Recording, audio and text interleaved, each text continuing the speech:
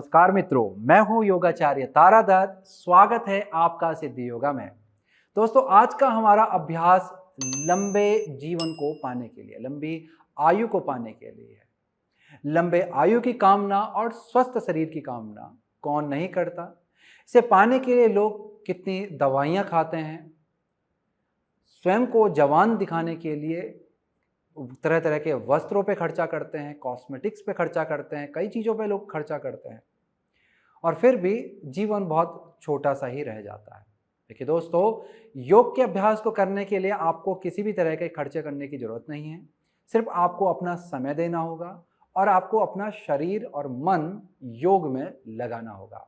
आपका शरीर और मन और आपका विश्वास ही आपको लंबे जीवन की ओर लेके जाएगा, स्वस्थ शरीर की ओर लेके जाएगा। तो चलिए जानते हैं कौन से हैं ऐसे योग अभ्यास जो आपकी आयु को लंबा कर सकते हैं।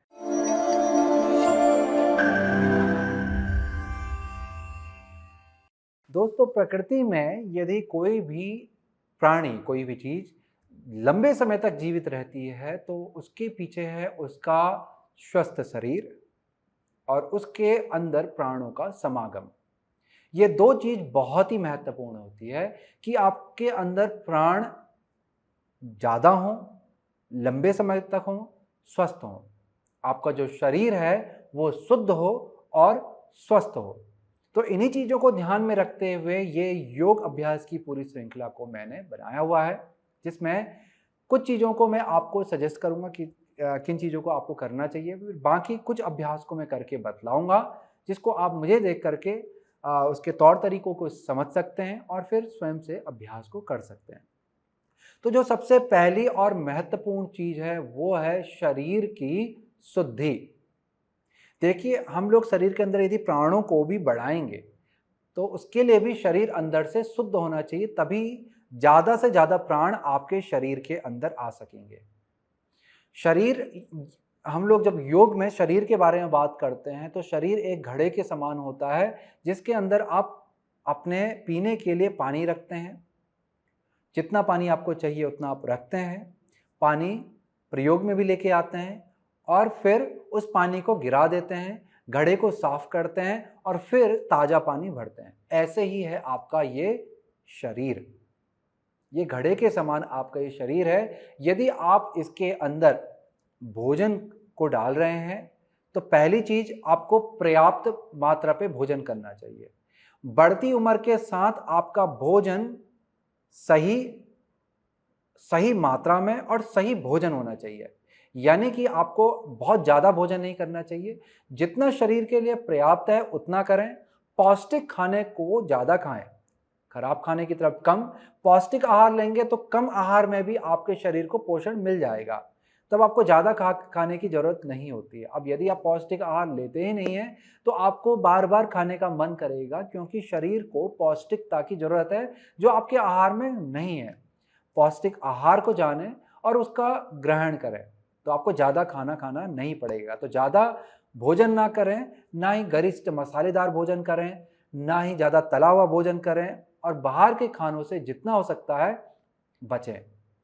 तो खान पान महत्वपूर्ण है। अब यदि आप भोजन को अपने अंदर लेके आ रहे हैं तो उसके बाद आपको इसे शुद्ध भी करना जरूरी होता है। तो इसके लिए योग में एक बहुत ही विशेष क्रिया है जिसका नाम है शंख प्रक्षालन। ये एक महाक्रिया के तौर पे होती है, जिसे 6 महीने में बस एक बार किया जाता है। तो ये मान लीजिए कि साल में आपको 2 बार जरूर करनी चाहिए। शंख प्रक्षालन क्रिया में हम लोग पानी को पीते हैं। पानी को पीने के साथ साथ हम लोग 5 तरह के आसनों को लगातार एक के बाद अभ्यास में करते रहते हैं, जिसके द्वारा हमारे गले से लेकर के, खासकर मुख से हम लोग कह सकते हैं कि मुख से लेकर के पूरे गुदा मार्ग तक पूरे के पूरे आपके पाचन प्रणाली की अच्छे से शुद्धि हो जाती है। जमा हुआ मल हो गया है, पित्त हो गया है, वगैरह वगैरह जो भी आपके अंदर जो अधिक मात्रा में है, अनावश्यक मात्रा में है, गलत मात्रा में है, वो सब कुछ आपका शरीर से निकल जाता है। शरीर एकदम से अंदर साफ स्वच्छ हो जाता है। तो आंतरिक शुद्धि के लिए आपको शंख प्रक्षालन जरूर करना चाहिए। इसके अलावा मैं एक और क्रिया है वो भी मैं आपको सजेस्ट करूंगा, जल नीति। जलनेति क्रिया तब ज़्यादा कारगर होती है जैसे कि आप शहर इत्यादि में रहते हैं, जहाँ रोज़मर्रा की धूल धक्कड़ आपके श्वास के द्वारा आपके अंदर चली जाती है, और धूल के साथ में लोग जब आस-पास श्वास लेते हैं, तो उनके श्वास के साथ में आपके अंदर कई तरह की विजातीय चीज़ें यानी कि टॉक्सिन्स अंदर आने लगते हैं। तो ऐसे में जलनेति ये नाक के द्वारा करने वाली प्रक्रिया है, जिसमें आप एक विशेष तरह के लोटे के अंदर जल को रखते हैं, तो जल की स्थिति भी विशेष होती है, गुनगुना जल हम लोग रखते हैं, उसमें नमक भी डालते हैं और फिर एक नाक से पानी डाल करके दूसरे नाक से निकालते हैं। बहुत ही आरामदायक करने वाली क्रिया है। हालाँकि देखने में कुछ लोग समझते हैं कि कठिन है, परंतु बहुत ही प्रेम से, बहुत ही आसानी से हो जाती है। कुछ चीज़ें, कुछ सावधानियाँ आपको बरतनी होती है अभ्यास के दौरान, तो जो कि आप अभ्यास के जब निर्देश देखेंगे तो वहाँ पर आपको समझ में आ जाएगा। तो ये क्रिया को ज़रूर करें ताकि आपके अंदर जमा हुआ जो बाहर से जो विजातीय चीज़ें आ रही है, टॉक्सिन्स आ रही हैं, वो साफ़ हो सके, धूल धक्कड़ गंदगी निकल सके। क्योंकि सबसे पहले जो धूल आती है, गंदगी आती है श्वास के द्वारा, वो अंदर आपके नाक में रह जाती है, क्योंकि नाक के अंदर क्या है, आपके नाक के अंदर जो बाल हैं वो उसे रोक लेते हैं, तो वो नाक के अंदर ही रहती है। अब परंतु यदि वो सफाई ना हो पाए और वो अंदर ही रहे, तो वो बार-बार श्वास लेने से अंदर ही चली जाती है और फेफड़ों में जा करके आपको तरह-तरह के रोग और समस्याएँ देने लगती है। तो जलनेति करके आप इन चीज़ों से मुक्त रह सकते हैं और शरीर को स्वस्थ बना सकते हैं। तो ये थी आंतरिक शुद्धि की बात। इसके बाद आती है प्राण के शुद्धि की बात। प्राणों को बढ़ाने से पहले प्राण को शुद्ध करना ज़रूरी होता है। यानी कि आपकी श्वास और प्रश्वास की जो प्रक्रिया है, यही प्रक्रिया आपके प्राणों को आपके इस प्रकृति के साथ जोड़े रखती है, आपके अंदर जीवन को बनाए रखती है। तो उसके लिए आपको प्राणायाम का अभ्यास अवश्य करना चाहिए। तो 2 विशेष प्राणायाम हैं जो आपको प्रतिदिन करने चाहिए। एक है कपालभाति। यदि आपको हृदय संबंधी और श्वास संबंधी कोई बड़ी भी समस्या नहीं है, तो कपालभाति बहुत ही अच्छा अभ्यास है। और श्वास संबंधी समस्या के अलावा उच्च रक्तचाप संबंधी यदि आपको समस्या नहीं है, तो कपालभाति का अभ्यास आपके लिए बहुत ही अच्छा है। और यदि आपको ऐसी भी कोई समस्या है, तो उसके लिए धीरे-धीरे करते हुए भी कपालभाति का अभ्यास होता है। तो कपालभाति का अभ्यास बहुत ही अच्छा अभ्यास है। ये कपालभाति प्राणायाम क्रिया के रूप में भी आता है और ये श्वासों को शुद्ध करता है। इसमें हम लोग क्या करते हैं, इस तरह से श्वास को बाहर फेंकते हैं, जिससे हमारे फेफड़ों की शुद्धि होती है, प्राणों की शुद्धि होती है, श्वास की शुद्धि होती है और साथ-साथ हमारे मन मस्तिष्क की भी शुद्धि होती है। तो ये है कपालभाति। फिर उसके बाद श्वास की यहाँ पर शुद्धि के बाद एक और शुद्धि आती है नाड़ी शोधन, कि नाड़ियों का शोधन करना, उसे शुद्ध करना और उसमें ऊर्जा के प्रवाह को बढ़ाना, वो है हमारा नाड़ी शोधन। तो नाड़ी शोधन प्राणायाम में हम लोग नाड़ियों की शुद्धि करते हैं, जिसमें हमारी 2 विशेष नाड़ी की शुद्धि होती है, सूर्य नाड़ी और चंद्र नाड़ी, ईड़ा नाड़ी और पिंगला नाड़ी। तो ईड़ा और पिंगला हमारी चंद्र और सूर्य नाड़ियां हैं, जिनकी हम लोग श्वास और प्रश्वास की विशेष प्रक्रिया के द्वारा शुद्धि करते हैं और उसके लाभ को प्राप्त करते हैं। ये प्रक्रिया खाली शुद्धि ही नहीं करती है, ये प्राणों का विस्तार करती है। शुद्धि के साथ साथ ये प्राणों का विस्तार आपके संपूर्ण शरीर में करती है। जैसे जैसे प्राण आपके अंदर बढ़ेंगे, आपका एक एक कोशिका, जिसे आप सेल्स कहते हैं, एक एक कोशिका के अंदर जीवन लंबा होने लगेगा, जीवन आने लगेगा। जो कोशिकाएं आपकी कम समय में ही डेड हो जाती हैं, मरने लगती हैं, वो कोशिकाओं की उम्र बढ़ने लगेगी, जल्दी से नहीं मरेंगी। और जैसे जैसे आपकी कोशिका की उम्र बढ़ेगी, तो स्वतः ही है कि आपके शरीर की आयु बढ़नी है, क्योंकि आपका जो शरीर है उसकी जो इकाई है वो कोशिका है। यानी कि आपके शरीर का जो मूल है वो आपके सेल्स है। सेल्स से ही मिलकर के आपका पूरा का पूरा शरीर एक एक बाह्य अंग और आंतरिक अंग बना हुआ है। तो इस तरह से प्राण ऊर्जा को आप पूरे शरीर में बढ़ाते हैं। तो यहाँ तक ही आपका अभ्यास सीमित नहीं रहता है, उसके बाद आसनों का भी अभ्यास होता है, क्योंकि शरीर में जैसे कि आजकल हम लोगों के पास ज़्यादातर बैठने के ही काम होते हैं या फिर खड़े होने के ही काम होते हैं। शरीर में जगह जगह पर जकड़न आ जाती है, जोड़ हमारे ठीक से काम नहीं करने लगते हैं, मांसपेशियां जकड़ने लगती हैं, तो उनको भी इन चीज़ों पे भी हम लोग को ध्यान देना चाहिए कि जोड़ों को खोलने के लिए, रक्त के संचार को जोड़ों की तरफ बढ़ाने के लिए, मांसपेशी को खोलने के लिए, ताकि हमारा शरीर अच्छे से घूम सके, मुड़ सके, तो जैसा भी हम लोग प्रयोग करते हैं शरीर को, वो आराम पूर्वक हो सके, तो तभी तो आपको लगेगा कि हाँ, आपका शरीर स्वस्थ है और ये लंबी आयु की ओर बढ़ रहा है। तो यहाँ से मैं आपको लेके चलता हूँ इन चीज़ों के अभ्यास की ओर। तो सबसे पहले हम लोग करेंगे कपालभाति प्राणायाम। कपालभाति प्राणायाम के लिए आपको मेरुदंड को सीधा रखना है, हाथों और कंधों को एकदम से ढीला रखेंगे, आंखों को बंद करेंगे। आंखों को बंद करने के बाद अपना ध्यान अपने श्वास और प्रश्वास की गति पे लेके जाएंगे। आराम पूर्वक श्वास लेंगे, आराम पूर्वक श्वास छोड़ेंगे।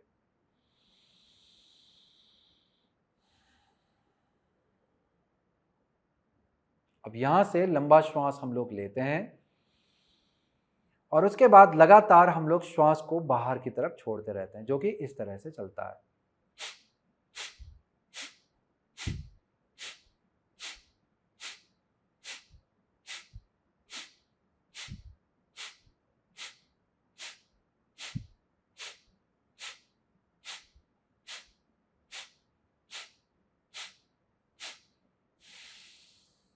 तो इस तरह से आपने 15 से 20 बार श्वास को लगातार बाहर को छोड़ना है और फिर इसके बाद आपने श्वास प्रश्वास की जो पूर्व अवस्था है, आराम की अवस्था है, वहां पर आ जाना है।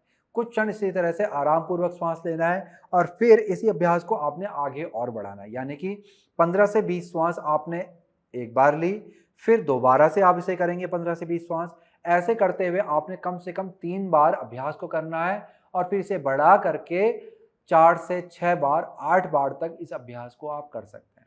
साथ ही आप चाहें तो अभ्यास की जो ड्यूरेशन है, यानी कि जो श्वास हम लोग 15 से 20 ले रहे थे, उसको भी आप बढ़ा करके आप 25 से 30 कर सकते हैं, 35 से 40 कर सकते हैं, ऐसे इसको भी बढ़ा सकते हैं। तो आपका जो एक चक्र है उसमें इतना कर लें, फिर 2 या 3 चक्रों में ही आपका पूरा अभ्यास हो जाएगा। तो इस तरह से ये कपालभाति है।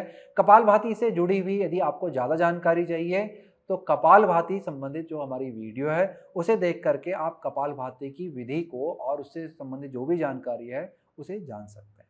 अगला है हमारा नाड़ी शोधन प्राणायाम। नाड़ी शोधन प्राणायाम कुछ इस तरह से होता है कि हम लोग एक विशेष मुद्रा अपने दाहिने हाथ से बनाते हैं, बायां हाथ हमारा ज्ञान मुद्रा में इस तरह से रहता है। ये विशेष मुद्रा कहते हैं नासिकाग्र मुद्रा। इसमें बीच वाली उंगली दोनों बाहों के मध्य पे आ जाती है। अंगूठे से दाहिनी नाक को बंद करके बाईं नाक से लंबा गहरा श्वास लेते हैं। तो यहाँ से अभ्यास की शुरुआत होती है और उसके बाद बाईं नाक को बंद करके लंबा धीमा गहरा श्वास दाहिनी नाक से छोड़ते हैं। इस तरह से ये आधा चक्र कहलाता है। चक्र को पूर्ण करने के लिए आपने फिर से दाईं नाक से श्वास लेंगे और धीरे से बाईं नाक से श्वास को बाहर निकाल देंगे। तो इस तरह से ये आपका चक्र पूर्ण हो जाएगा। ध्यान देंगे, बाएं से दाएं, दाएं से बाएं, इस तरह से चक्र की शुरुआत होती है। ये जो चक्र की शुरुआत है जिसमें हम लोग दाएं से बाएं, बाएं से दाएं चल रहे हैं, इसे हम लोग अनुलोम विलोम प्राणायाम के नाम से भी जानते हैं। ये अभ्यास आपके नाड़ियों की शुद्धि करेगा। अब प्राण को बढ़ाने के लिए आपने इसमें अंतर कुंभक का अभ्यास करना है, यानी कि श्वास को रोकने का अभ्यास करना है। तो इससे संबंधित हमने वीडियो बनाई हुई हैं जिसमें नाड़ी शोधन के अलग अलग तरीके बतलाए हुए हैं और अलग अलग वीडियो में अलग अलग तरीकों को बतलाया हुआ है। उन्हें देख करके आप नाड़ी शोधन के बारे में और भी अधिक जानकारी प्राप्त कर सकते हैं। सामान्य जानकारी मैंने आपको बतला दी, किस तरह से यहाँ पर श्वास ली हुई बाईं नाक से हम लोग श्वास शुरू करते हैं, फिर दाएं से छोड़ते हैं, फिर दाएं से लेते हैं, बाएं से छोड़ते हैं, ये एक चक्र कहलाता है। तो इसी को ही बढ़ा करके आपने शुरुआत में 4 से 6 चक्रों का अभ्यास करना चाहिए और फिर धीरे धीरे बढ़ाकर इसे 6 से 8, 8 से 10 और भी अधिक चक्रों की तरफ आप अभ्यास को बढ़ा सकते हैं। और फिर जैसे ही अभ्यास अच्छा होने लगे तब आगे जा करके आपने श्वास को रोकने की जो प्रक्रिया है वो शुरू करनी है, अंतर कुंभक आपने शुरू करना है। तो यहाँ तक था हमारा नाड़ी शोधन प्राणायाम। प्राणायाम आप यहाँ पर समझ गए हैं। अब हम लोग चलते हैं आसनों के अभ्यास की ओर, जो आपके शरीर को खोलेंगे ताकि शरीर में रक्त का संचार, ऊर्जा का संचार बढ़े, साथ ही साथ शरीर मजबूत भी हो और लचीला भी बने। तो पहले हम लोग चलते हैं जोड़ों के बारे में। देखिए, जोड़ों के लिए एक बहुत ही विशेष व्यायाम होता है, जिसे हम लोग सूक्ष्म व्यायाम के नाम से भी बोलते हैं। इसमें आपने जोड़ों की तरफ ध्यान देना होता है। जैसे एक एक जोड़ पे हम लोग ध्यान देते हैं। शुरुआत इस अभ्यास की पैरों की उंगलियों से होती है। कभी कभार कहीं पर आप इस अभ्यास की शुरुआत हाथों की उंगलियों से भी देख लेते हैं। यानी कि शरीर के एक छोर से हम लोग दूसरे छोर की तरफ बढ़ते हैं और एक एक जोड़ की तरफ हम लोग ध्यान देते हैं। तो उसमें हम लोग क्या करते हैं, पैरों के अभ्यास के लिए उंगली को अपनी तरफ खींचते हैं और फिर आगे को लेके जाते हैं, फिर उंगली को अपनी तरफ खींचते हैं, आगे को लेके जाते हैं और इसी को ही श्वास प्रश्वास के साथ करते हैं। तो ये उंगलियों के साथ जुड़ा हुआ अभ्यास होता है। फिर हम लोग टखने के साथ जुड़े हुए अभ्यास के लिए टखने को अपनी तरफ को खींचते हैं और आगे की तरफ को खींचते हैं और इसे श्वास प्रश्वास के साथ भी करते हैं। श्वास भरते हैं, टखने को अपनी तरफ खींचते हैं और श्वास को छोड़ते हुए अपने पंजों को आगे की तरफ खींचते हैं। इस तरह से ये वाला अभ्यास होता है। प्रत्येक अभ्यास को आप शुरुआत में 8 से 10 बार करके इसके अधिकतम लाभ प्राप्त कर सकते हैं। तो ये 2 अभ्यास होते हैं। फिर इसके बाद हम लोग टखने को इस तरह से गोल चक्र की भांति घुमाते हैं घड़ी की सुई की दिशा में। कुछ बार आपने एक दिशा में घुमाना है, कुछ बार आप दूसरी दिशा में घुमाते हैं और इसको भी आप जब घुमा रहे हैं तो लगभग आपने 8 से 10 बार एक दिशा में घुमाए, फिर दूसरी दिशा में घुमाए। तो ये यहाँ तक का अभ्यास हो जाता है। और इससे जुड़ी हुई वीडियो मैंने बनाई हुई है पवन मुक्तासन के नाम से, पवन मुक्तासन भाग 1। वहाँ पर आप जा करके जोड़ से जुड़ी हुई जो भी जानकारियाँ हैं उनको विस्तृत रूप में जान सकते हैं, विधि को जान सकते हैं। बाद में आप अपने समय के अनुसार उसे छोटा करके आप अभ्यास को कर सकते हैं। तो यहाँ पे पैर को, ये तीसरा अभ्यास है आपका, जो पैरों से खत्म होने के बाद, पैरों के 3 अभ्यास खत्म होने के बाद चौथा अभ्यास है ये। तो ये घुटनों के पास आता है। इसमें हम लोग इस तरह से घुटने को ऊपर नीचे करते हैं ताकि घुटने में सक्रियता और मजबूती यानी कि लचीलापन और संवेदनशीलता, मजबूती यहाँ पर बढ़ जाए। इस तरह से घुटने से संबंधित अभ्यास होता है। इसमें हम लोग चक्र की भांति भी इसे घुमाते हैं और अर्ध तितली की एक अवस्था होती है, फिर पूर्ण तितली की अवस्था होती है। तो यहाँ तक हमारा ये अभ्यास चलता है। फिर यहाँ से हम लोग आगे जा करके हाथों की तरफ बढ़ते हैं। तो हाथों की उंगलियों को इस तरह से हिलाते हैं, ये एक अभ्यास होता है। फिर पूरी कलाई को मोड़ते हैं, ये एक अभ्यास होता है। कलाई को घुमाते हैं, ये एक अभ्यास होता है कि दोनों तरफ हम लोग घुमाते हैं। अवधि लगभग सभी अभ्यास की 8 से 10 आप शुरुआत में रख सकते हैं और फिर इसे धीरे धीरे बढ़ा करके 10 से 15, 15 से 20, इस तरह से आप धीरे धीरे बढ़ा सकते हैं। और यहाँ पर फिर कोहनी से जुड़ा हुआ अभ्यास होता है हमारा। कोहनी के बाद कंधों से जुड़ा हुआ अभ्यास होता है। गर्दन से जुड़ा हुआ अभ्यास होता है कि जिसमें हम लोग गर्दन को एक दिशा से दूसरी दिशा की ओर घुमाते हैं। और साथ में आंखों के से भी जुड़ा हुआ अभ्यास होता है जिसमें हम आंखों को दाएं बाएं, ऊपर नीचे इत्यादि करते हैं। तो यदि आप इस तरह से अपने जोड़ों को ध्यान में रखते हुए अभ्यास को करेंगे तो आपके सारे के सारे जोड़ स्वस्थ रहेंगे और जोड़ों पे ही आपका शरीर टिका हुआ है। यदि मैं बैठा हूं तो मेरे जोड़ मुड़ पा रहे हैं, इसलिए मैं बैठ पाया हूं। लंबे समय तक तभी बैठ सकता हूं जब मेरे जोड़ स्वस्थ हैं, नहीं तो जोड़ों में दर्द होने लगता है। मैं यदि चल रहा हूं तो क्योंकि मेरे जोड़ स्वस्थ हैं इसलिए मैं आराम पूर्वक चल पा रहा हूं, बैठ रहा हूं, खड़ा हो रहा हूं। जितने भी हमारी गतिविधियां सब जोड़ों पे ही आधारित होती हैं। तो जोड़ का स्वस्थ होना बहुत ज्यादा जरूरी है एक लंबी आयु के लिए। तो यहाँ पर आपने इस तरह से इन अभ्यासों को अच्छे से समझना है और फिर अपने अनुसार उसे करना है। तो मैंने आपको बतला दिया है कि हमारी उन वीडियो को पवन मुक्तासन भाग 1 के नाम से हमारी वीडियो है, उसे देख करके आप इस अभ्यास को जान सकते हैं, समझ सकते हैं। शुरुआत में आपको जो भी विधि और डिटेलिंग जो दिखाई देगी वो आपको ज़्यादा लगेगी, पर आप उसको अपने समय के अनुसार छोटा करके आप अभ्यास को जल्दी से पूरा कर सकते हैं। चलिए, तो यहाँ तक था हमारा ये वाला अभ्यास। अब मैं आपको बतलाऊंगा कि संपूर्ण शरीर के लिए जो अभ्यास किए जाते हैं उन अभ्यासों को। हमारा अगला योग अभ्यास खड़े होकर के करने वाला है। आपने अपने आसपास पे, यदि हम लोग लंबी आयु की बात करते हैं तो हमारे आसपास पे बड़े बड़े पेड़ आपने देखे होंगे जिनकी बहुत लंबी लंबी आयु होती है। तो उसी से जुड़ा हुआ एक विशेष आसन है जिसे हम लोग वृक्षासन कहते हैं। यदि आप योग में थोड़ा बहुत भी रुचि रखते हैं तो आप इस आसन को जरूर जानते होंगे। इसमें हमारा शरीर वृक्ष की भांति सीधा खड़ा रहता है और मजबूत बना रहता है। तो ये जो हमारा आसन है ये हमारे मन को अनावश्यक चिंताओं से, विकारों से दूर करता है, क्योंकि शरीर को एक लंबी आयु देने के लिए एक अच्छा भोजन ही पर्याप्त नहीं है, एक अच्छा प्राण भी पर्याप्त नहीं है। यदि प्राण आपका आपके विचारों से दूषित हो रहा, हो सकता है प्राण आपका दूषित भोजन से ना हो रहा हो, परंतु वो विचारों से यदि दूषित हो रहा है तो तब भी आपकी आयु सही नहीं रहेगी। आपके शरीर में रोग आएंगे ही आएंगे और आयु कम हो जाएगी। तो हमें अपने मन को भी अनावश्यक विचारों से निकालना है। उसके लिए वृक्षासन एक बहुत ही अच्छा आसन है। हालांकि ध्यान की स्थितियां इनके लिए सबसे श्रेष्ठ होती हैं। प्राणायाम भी बहुत ही कारगर होता है मन को अनावश्यक चिंता और विकारों से निकालने के लिए, तरह तरह के जो हमें हमारे जीवन में आए दिन के जो भय होते हैं उनसे निकालने के लिए। और वृक्षासन उनमें से एक बहुत ही एक अच्छी विशेष आसन की स्थिति है जो मन को अनावश्यक चिंता और विकारों से दूर करके लक्ष्य की तरफ व्यक्ति को अग्रसर करती है। तो चलिए जानते हैं वृक्षासन। वृक्षासन की जो स्थिति बनती है इसमें हम लोग एक पाँव में संतुलन बनाते हैं और दूसरे पाँव को उठा करके, जैसे कि मैंने यहाँ पर बाएं पाँव को उठा लिया है, दाएं जंघा के अंदर पे रख लिया है और फिर यहाँ से मैं अपने लक्ष्य को निर्धारित करूंगा, यानी कि अपनी दृष्टि को एक बिंदु की ओर ले जा करके एक टक देखना शुरू करूंगा। फिर यहाँ से मैंने हाथों को नमस्कार की स्थिति में लेके गया और फिर धीरे धीरे अपने हाथों को ऊपर की तरफ लेके जाऊंगा। वृक्षासन की स्थिति में हमारे हाथ खुले भी रहते हैं और मिले भी रहते हैं। इस तरह से मैं आपको रिकमेंड करूंगा कि आपके हाथ खुल जाएं तो आपको ज़्यादा बेहतर लगेगा, संतुलन के लिए भी बेहतर लगेगा। साथ साथ आपको एक वृक्ष की स्थिति स्वयं के अंदर महसूस होगी कि आपके हाथ वृक्ष की शाखाओं की तरफ फैले हुए हैं और ऊपर की तरफ भगवान सूर्य की तरफ ये जा रहे हैं अपने पत्तों को लेकर के, ताकि इसे प्राण मिल सके, भोजन मिल सके। और आपके पैर और निचला शरीर आपका वृक्ष का तना है और जड़ें हैं जो नीचे की तरफ जा रही है। तो इस तरह से आपकी वृक्षासन की स्थिति बनती है।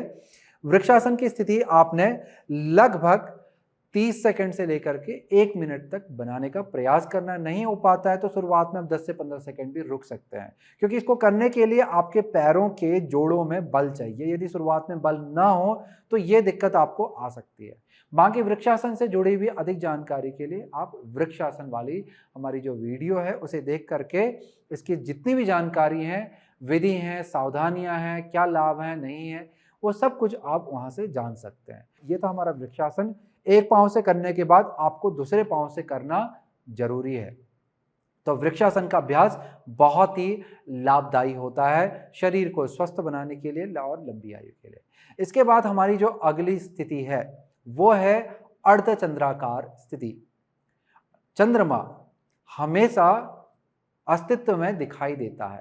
चंद्रमा हर दिन जब रात होती है तो हमें दिखलाई पड़ता है। वो अपने अस्तित्व और अपनी उम्र को हमें दिखलाता है कि वो हमसे भी पहले था, हमारे साथ भी है और हमारे बाद भी है। तो इसी तरह से आसनों में भी चंद्रमा की अर्ध स्थिति बनती है। बहुत सारे आसनों में देखने के लिए मिलता है। तो उसमें से एक विशेष आसन है, वो आसन हम लोग यहाँ पर करने जा रहे हैं। आसन की स्थिति कुछ इस तरह से है कि हमने एक पाँव को आगे रख करके दूसरे पाँव को पीछे लेके जाते हैं, फिर घुटने को पीछे वाले पाँव के नीचे लेके जाते हैं और पंजे को खोल लेते हैं। फिर यहाँ से अपने ऊपरी शरीर को ऊपर को उठाते हैं। ये स्थिति हमारी अंजनेयासन की है, जिसे हम लोग अर्ध हनुमान के नाम से भी जानते हैं। और फिर यहाँ से हाथों को ऊपर ले जाके हल्का हल्का हम लोग पीछे की तरफ झुकते हैं। ये स्थिति जो है आपकी अर्धचंद्रासन की, यहाँ पे ये स्थिति आपके पैरों पे बल लेके आती है और आपका शरीर का जितना भी वजन है वो आपके पैरों पे ही आकर के रुकता है। तो ये स्थिति आपके पैरों पे शक्ति लेके आती है, साथ ही साथ लचीलेपन को बढ़ाती है, पैरों को खोलती है। इसके अलावा इसकी स्थिति आपकी पीठ मेरुदंड में सजगता को बढ़ा देती है, ठहराव को लेके आती है, स्टेबिलिटी को लेके आती है। क्योंकि उठने बैठना तो हमारे पैरों से हो जाता है, परंतु जब हम लोग बैठने के बाद, बैठने का काम हमारा ज़्यादा होता है, और परंतु बैठने के बाद जब हम लोग एक लंबी अवस्था में बैठे रहते हैं तो सारा का सारा भार हमारा कहाँ आता है? पीठ पे आता है। तो पीठ के प्रति सजगता का होना, खासकर मेरुदंड के साथ सजगता का होना और पीठ में ठहराव होना बहुत ज़्यादा जरूरी है। तो उसके लिए ये अभ्यास बहुत ही अच्छा होता है। इस अभ्यास को आप प्रतिदिन करके इसका अधिकतम लाभ प्राप्त कर सकते हैं। इसे एक पाँव से करने के बाद दूसरे पाँव से जरूर करें।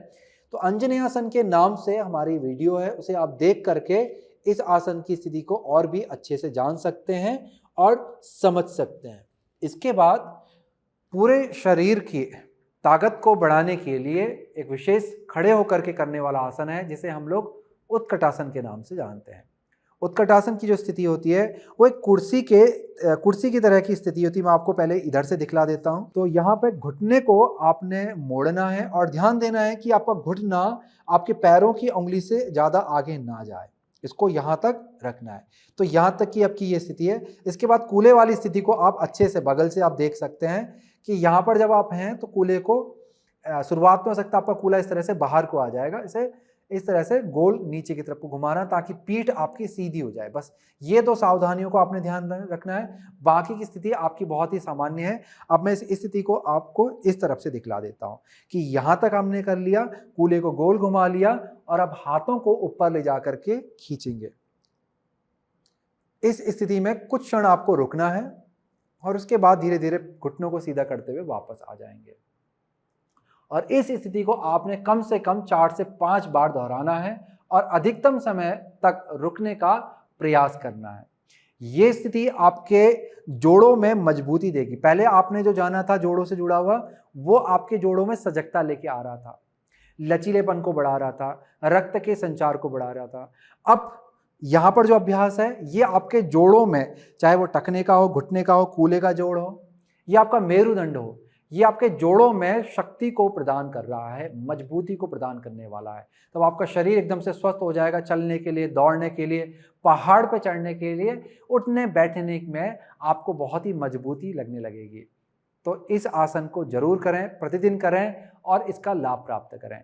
तो ये था हमारा उत्कटासन का अभ्यास। इसके बाद हमारा जो अगला अभ्यास है बहुत ही सामान्य है, उत्तानासन। उत्तानासन की स्थिति आगे को झुकने वाली होती है। देखिए हमारा शरीर जो है मुख्यतः आगे को झुकने के लिए बना हुआ है, तो हमारे मांसपेशियों में इतना लचीलापन तो होना चाहिए कि हम आराम पूर्वक झुक करके कोई भी वस्तु को उठा सकें या अपना कोई भी काम है झुक करके करने वाला उसे आराम पूर्वक कर सकें।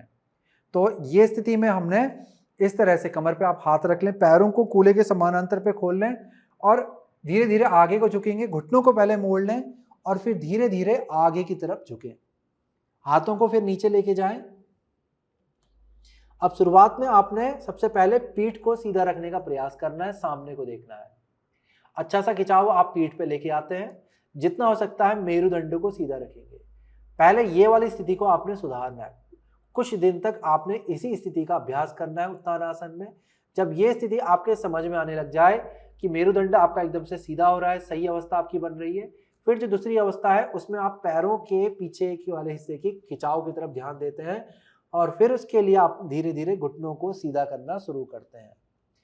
तो इस तरह से ही आपकी स्थिति बनेगी कि अंत में जब आप घुटने आपके सीधे हो रहे हैं तब भी आपका मेरुदंड जो है वो एकदम से सीधा रहेगा।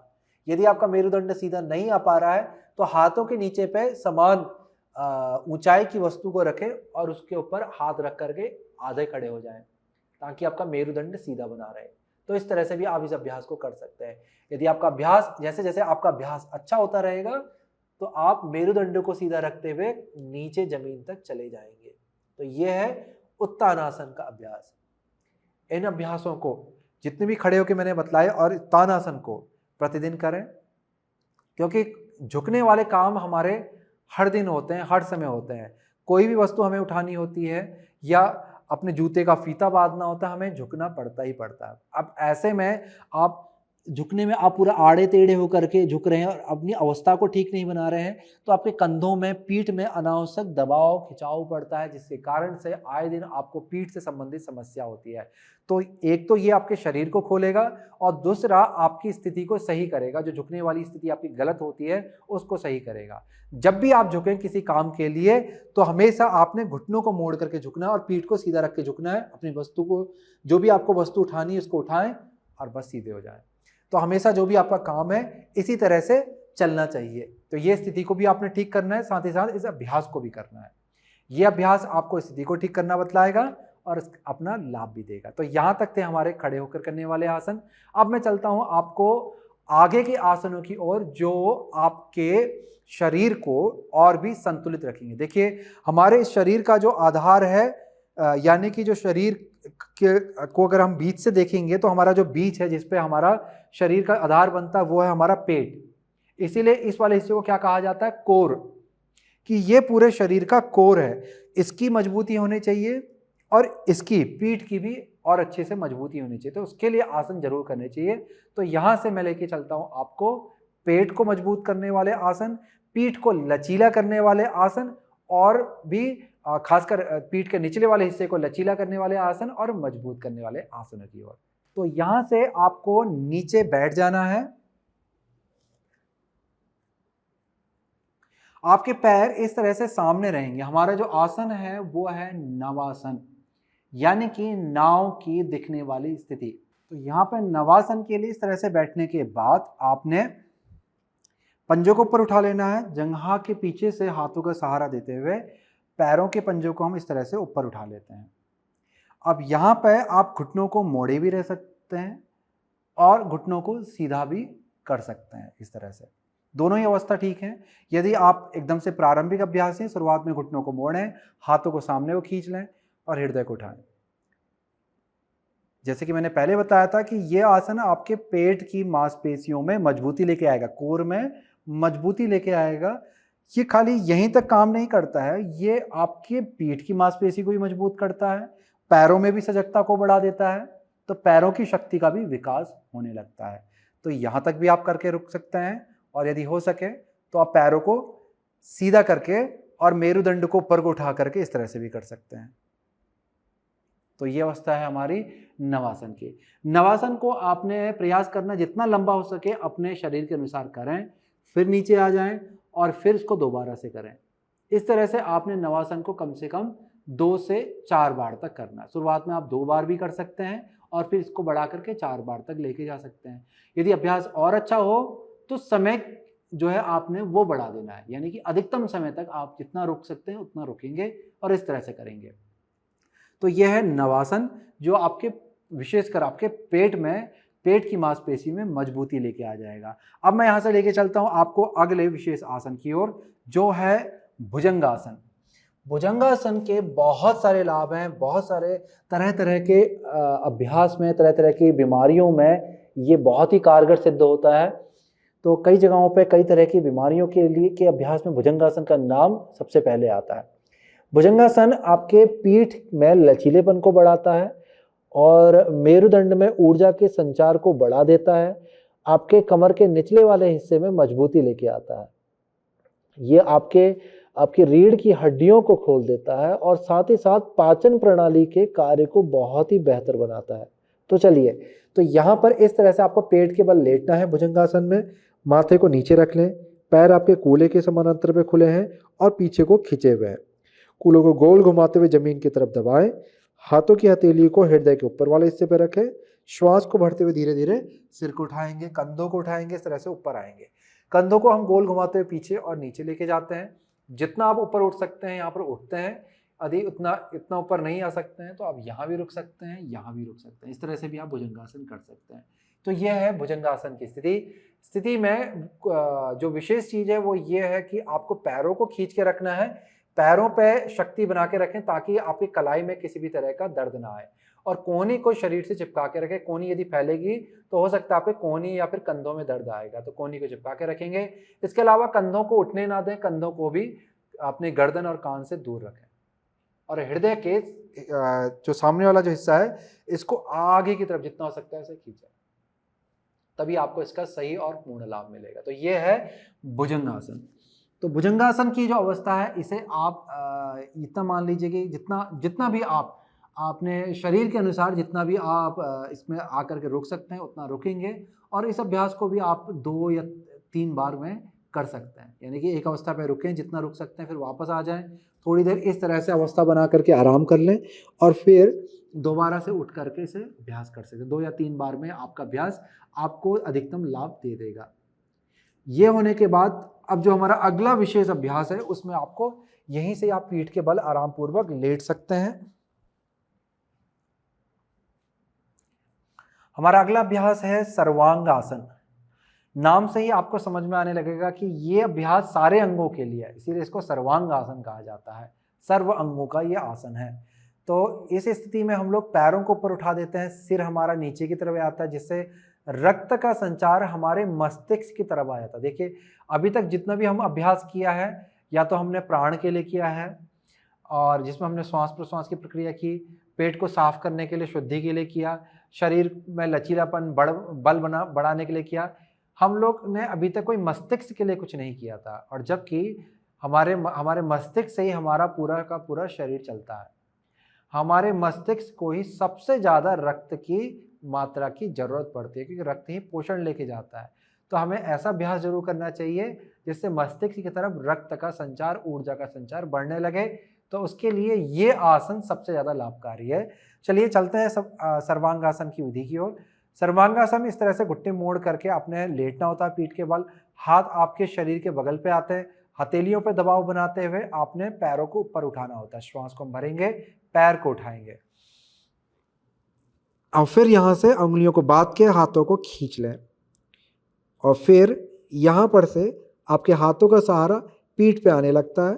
स्थिति में सही और पूरे तरीके से जाने के लिए हम हाथ के सहारे को पीठ के मध्य की तरफ लेके आते हैं। तो यहाँ पर हम लोग प्रयास करते हैं कि जितना हो सके इसे निचले हिस्से की तरफ लेके आए, ऊपरी हिस्से की तरफ ना रखें।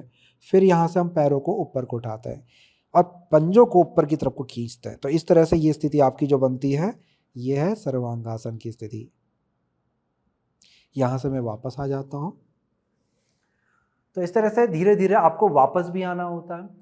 स्थिति को जब आप बनाएंगे, इसमें दो स्थितियां बनती है, एक तो पूर्ण होती है, एक अर्ध सर्वांगासन होती है, जिसे हम लोग विपरीत करनी भी कहते हैं। वो भी मैं आपको जल्दी से दिखला देता हूँ। तो अर्ध स्थिति में हमारे हाथ अपने कूल्हे के पास पे ही रखते हैं और इस तरह से पैरों को उठा लेते हैं। पंजे यहाँ पर अब बदल जाएंगे, इसमें हम एड़ी को ऊपर को खींच रहे हैं और पंजों को नीचे की तरफ। ये हमारी सर्वांगासन की आदि स्थिति है। तो यदि आपसे पूर्ण ना हो पाए कि आपके कंधों में जकड़न है, तो आप पूरा ऊपर तक नहीं जा सकते। ऐसे में आपने अर्ध स्थिति करके वापस आ जाना है। अर्ध स्थिति भी करेंगे तब भी आपको इसके अधिकतम लाभ प्राप्त होंगे। तो सर्वांगासन की स्थिति को आपने अपने शरीर स्थिति के अनुसार जितना लंबा हो सकता है रुकना है और फिर वापस आ जाना है। इस प्रक्रिया को आप एक बार भी करके इसका पूर्ण लाभ प्राप्त कर सकते हैं। सर्वांगासन के बाद जो अगला विशेष आसन है, इसी से ही जुड़ा हुआ है, वो है मत्स्यासन। मत्स्यासन इसकी विपरीत स्थिति भी होती है कि इसमें हमने गर्दन पर दबाव बनाया था इस आसन में, और मत्स्यासन में उस दबाव को हम लोग ठीक कर देते हैं। और मत्स्यासन के अपने बहुत सारे लाभ हैं, खासकर आपके पाचन प्रणाली से जुड़े हुए और जो भी आपके जितने भी आंतरिक अंग हैं उनके स्वस्थता से जुड़े हुए, कि ये सारे अंगों में ऊर्जा के संचार को बढ़ देता है और उनके कार्यों की क्षमता को बढ़ा देता है। साथ ही साथ जो भी हमारी जो आंतरिक ग्रंथियां हैं उनमें भी ये ऊर्जा के संचार को बढ़ा देता है, जिससे उनके कार्यों में वृद्धि होने लगती है। चलिए जानते हैं विधि। यहाँ पर हम लोग हथेली को कूल्हे के नीचे पे इस तरह से रख लेते हैं, फिर कोहनी को शरीर के अंदर चिपका लेते हैं। उसके बाद पैरों को एक एक करके सीधा कर लेते हैं। सिर, कंधे और ऊपरी शरीर को उठा करके पैरों को देखते हैं। पैरों को हम एकदम से सीधा और सक्रिय बना के रखते हैं। यहाँ से कंधों को पीछे की तरफ लेके जाऊंगा, पीछे को झुकाऊंगा और हृदय को ऊपर को उठाऊंगा। कोहनी को भी प्रयास करूंगा पास पास लाने का। तो इस तरह से ये स्थिति बनेगी। फिर धीरे से हम सिर को पीछे की तरफ लेके जाते हैं। यदि आपका सिर जमीन से ना लगे तो शरीर को सिर की तरफ सरकाएं तब तक जब तक आपका सिर नीचे ना लगे। तो यहाँ पर सिर को नीचे हम रखने के बाद सिर पे किसी भी तरह का वजन नहीं डालते हैं, हृदय को जितना हो सकता है उठा के रखते हैं। हथेली और कोहनी पे ही हम लोग दबाव बना के रखते हैं। वापस आने के लिए सिर को उठा करके सिर के पीछे वाले हिस्से को आराम पूर्वक जमीन से रख लेते हैं और फिर धीरे से घुटनों को मोड़ करके हाथों को बाहर निकाल लेते हैं। तो यह है मत्स्यासन। मत्स्यासन को भी आप एक बार करके आप इसका पूर्ण लाभ प्राप्त कर सकते हैं और जितना लंबा हो सकता है आप अपने अनुसार रुकेंगे।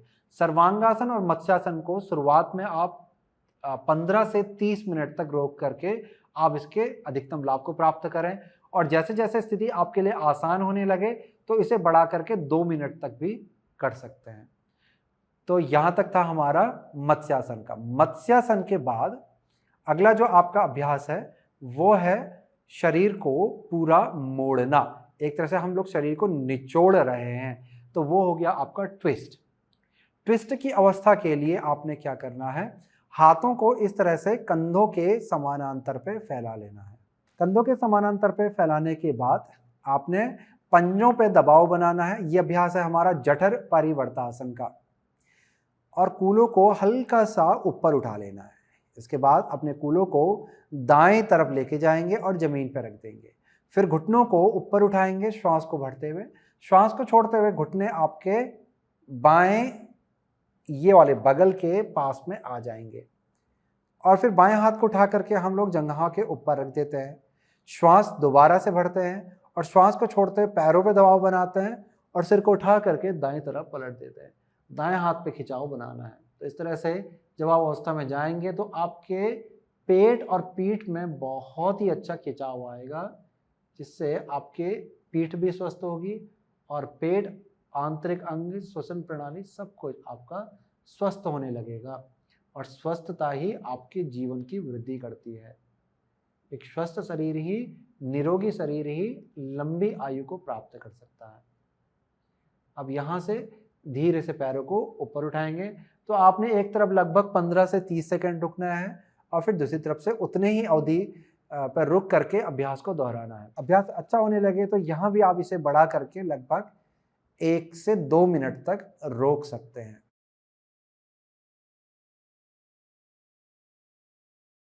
चलिएगा, तो यहाँ तक था हमारा आसनों का अभ्यास। आसनों को खत्म करने से पहले जो आखिरी जो आसन है, जो इनमें भी एक विशेष आसन है, उसका अभ्यास आपको प्रतिदिन जरूर करना चाहिए, वो है शवासन। देखिए, हमारा भय है कि मृत्यु ना आए और जीवन लंबा चले, स्वस्थ रहे, मजबूत रहे, चलता फिरता रहे, और यदि कभी मृत्यु आए भी तो तुरंत आ जाए। कभी हमें कोई दुख दर्द ना हो, ना स्वयं के लिए हो, ना हम दुख दर्द किसी और को दें। यही इच्छा लगभग सभी लोगों के मन में होती है। तो शवासन एक स्थिति है, आपको आपके जीवन और मृत्यु का भान कराती है, मन को शांति की ओर लेके जाती है, भय और चिंताओं से मुक्त करती है। शवासन की स्थिति के लिए आपने अपने पैरों को फैला करके खोल लेना है, हाथों को शरीर के बगल पे खोल देते हैं, अपने पैरों को एकदम से ढीला छोड़ देना है। इसके साथ ही आपने हाथों की उंगलियों को हल्का सा मोड़ करके पूरे हाथ, कंधे और सिर को एकदम से ढीला रखना है। सिर के नीचे शवासन के दौरान किसी भी तरह का तकिया ना लगाएं। आराम पूर्वक शवासन में लेट करके इस स्थिति का आनंद लें। शवासन में जाने के बाद आपको ध्यान अपने पूरे शरीर पर लेके जाना है, एक एक अंग को महसूस करना है और महसूस करना है कि आपका शरीर जो है किस तरह से आराम की ओर जा रहा है। शरीर के बाद आपको अपना ध्यान श्वास प्रश्वास पे लेके जाना है। आराम पूर्वक लंबा धीमा गहरा श्वास लेंगे, लंबा धीमा गहरा श्वास छोड़ेंगे। तो इस तरह से श्वास प्रश्वास पे ध्यान लगा करके श्वास को भी आराम देना है। अपना ध्यान किसी भी तरह की आवाज़ जो बाहर से आ रही है, चाहे अंदर से आ रही है आपके विचारों की आवाज़, किसी पे भी जोड़ना नहीं है, बस उसे आने देना है, जाने देना, और पूरे शरीर, श्वास, मन, मस्तिष्क को आराम की ओर लेके जाना है। और इस अवस्था में प्रयास करें कम से कम 5 मिनट से लेकर के 20 मिनट तक रुकने का। तो अपने समय के अनुसार अवधि को आप यहाँ पे बढ़ा घटा भी सकते हैं। तो ये अभ्यास होने के बाद आप जब वापस आएँ उठने के लिए तो हमेशा अपने दाहिनी तरफ को पलटें और धीरे धीरे हाथों का सहारा लेकर के ऊपर को आकर के बैठें। जितने भी मैंने आसनों को आपको बतलाया, विधि को मैंने बहुत ही संक्षिप्त रूप में आपको बताया है। ज़्यादा जानकारी के लिए हर आसन की मैंने वीडियो बनाई हुई है, उनकी संपूर्ण विधि और लाभों के साथ ही साथ सावधानी को भी बतलाया हुआ है। तो उन चीज़ों को आप वहाँ से जान सकते हैं, विधि को और भी अच्छे से समझ करके इस पूरे अभ्यास को कर सकते हैं। इसके अलावा मैं आपको एक और चीज़ बता के जाता हूँ जो कि आपके लिए बहुत लाभकारी होगी। सोने से पहले भ्रामरी प्राणायाम को भी जरूर करें, इससे आपको नींद अच्छी आएगी। यदि नींद अच्छी आएगी तो शरीर जो आपका रात को, जो शरीर आपके आंतरिक अंग हैं जो शरीर को स्वस्थ बनाने के लिए जो काम करते हैं, क्योंकि सुबह उठ करके हम सबसे पहला काम क्या करते हैं, जो शरीर में जमा हुआ जो मल है उसे बाहर निकालने का। अब वो मल तभी सही तरीके से बाहर निकलेगा जब आप रात को, आपको नींद अच्छी आएगी, क्योंकि जब आपकी नींद अच्छी आती है तो आपके आंतरिक अंग उतने अच्छे से काम करने लगते हैं और सुबह जब आप उठते हैं तो उतने अच्छे से शरीर की सफाई भी हो पाती है और पूरे दिन भर के लिए उतनी अच्छी ऊर्जा भी शरीर में बनी रहती है। तो उसके लिए भ्रामरी प्राणायाम करें। इसकी पूरी विधि को हमारी वीडियो को देख करके आप जानकारी प्राप्त कर सकते हैं। संक्षिप्त अवस्था के लिए मैं आपको बतला देता हूँ। भ्रामरी में इस तरह से हम हाथ से षण्मुखी मुद्रा बनाते हैं और गले से भौरे की तरह गुंजन करते हैं, जो कि कुछ इस तरह से सुनाई देता है। नाक के द्वारा सामान्य श्वास ली जाती है, श्वास को छोड़ते हुए गुंजन किया जाता है।